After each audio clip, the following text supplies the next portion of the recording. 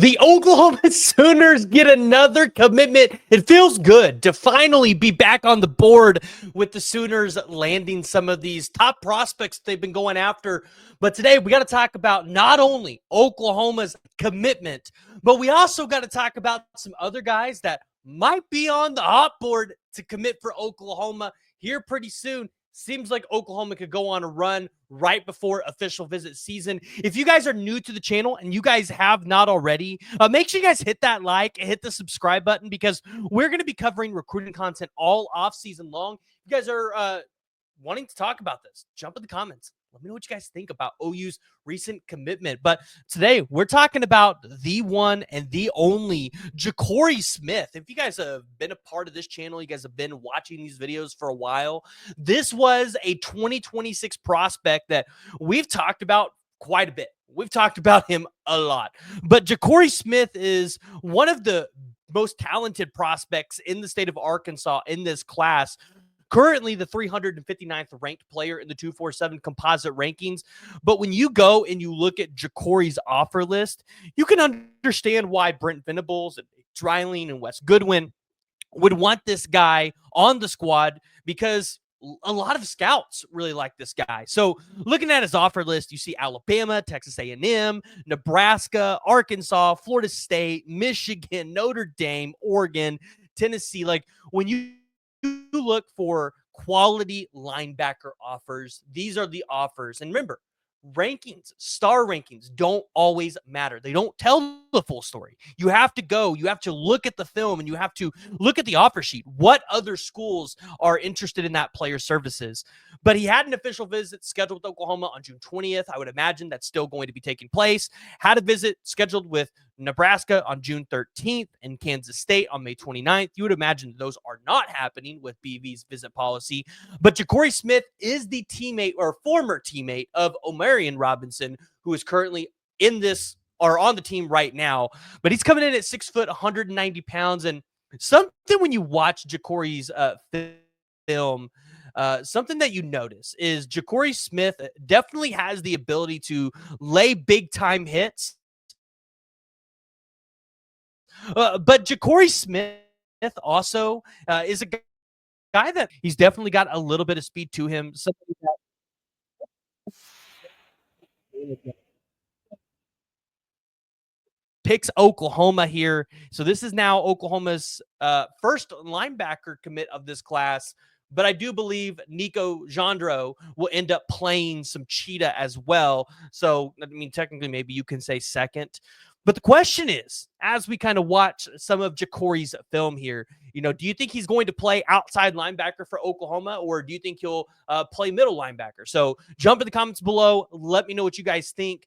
But we got to talk about some of these other prospects that could be potentially dropping for the Oklahoma Sooners, because I do not think this is Oklahoma's last commitment in maybe the next couple of weeks. And it's definitely not going to be their last defensive commitment. So the Oklahoma targets, one of them that we talked about the other day that's going to be announcing his commitment on May 23rd is the 3-star defensive lineman out of Florida, Brian Harris, coming in at 6'3", 280 pounds. Brian Harris is a prospect that was wanted by like the Auburns and the South Carolinas and the Penn States, right? Again, schools you look for in the defensive line offers. Brian Harris, I expect this one to go Oklahoma's way. I really like where Oklahoma's at currently in that relationship. Todd Bates has been fostering it really well. And so that's one, if you're an Oklahoma Sooner fan, maybe you can be potentially counting on. So keep your eyes open there on May 23rd. But another one that's really starting to gain a lot of traction that we really haven't talked about, maybe we need to do, maybe we'll make him a video, was Ben Wenzel, the 6'3", 215-pound linebacker out of Appleton, Wisconsin.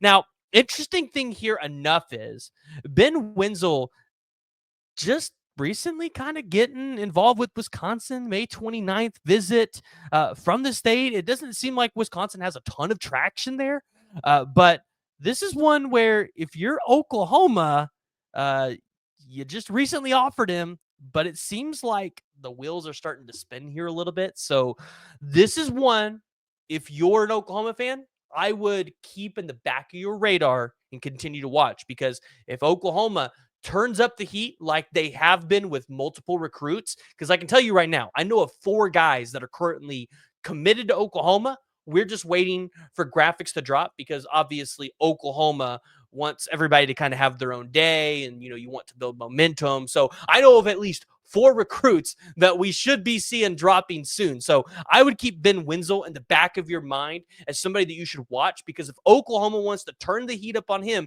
just like they have with some other recruits here in this 2026 class, you could see Ben Wenzel maybe jump on board with Oklahoma. So keep your eyes there. And at 6'3", I think he could provide a ton of value here for Oklahoma as well, at that linebacker spot. And listen, I trust Nate Dreiling. I trust Wes Goodwin along with Brent Venables at this department.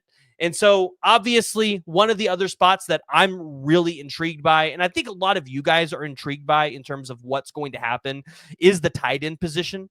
And for Oklahoma, I don't think they're done there yet, because although they have Ryder Mix currently committed in this class, I think it would be I think Oklahoma should take 2. And Ian Premer seems a little bit maybe out of our reach, somebody that seems too good to be true. But Zachary Turner is a guy that 100% you should pay attention to. So looking up and down the board, I think Oklahoma has a ton of prospects that are potentially on the board. I mean, we've got, I think, some official visits you have coming up is like Noah Best. I mean, you got Deacon Schmidt, who I absolutely love that guy. I think he could be a part of this class. Carter Scruggs. You look at the wide receiver room. You got, I would be curious to see if Oklahoma like kicks the tires, maybe goes back to like a Jalen Powell or somebody about that. But you got Jabari Brady on the board. Daniel Odom's an interesting prospect. Can Oklahoma keep a hold of him? Jaden Warren out of Iowa Colony in Texas, especially after he lost an Aljor Miles.